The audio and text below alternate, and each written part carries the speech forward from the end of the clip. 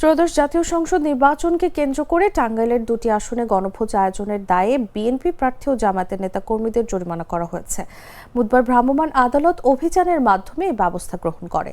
টাঙ্গাইল ৮ আসনে বিএনপির প্রার্থী আহমেদ আজম খানের কর্মী সমর্থকরা সখীপুর উপজেলার কালিয়া ইউনিয়নের উত্তর আড়াইপাড়া এলাকায় নির্বাচনী প্রচারণার পথসভা উপলক্ষে খাবার রান্না করে গণভোজের আয়োজন করেন। খবর পেয়ে ভ্রাম্যমাণ আদালত অভিযান পরিচালনা করে প্রার্থীকে নির্বাচনী আচরণবিধি লঙ্ঘনের দায়ে 25,000 টাকা জরিমানা করে।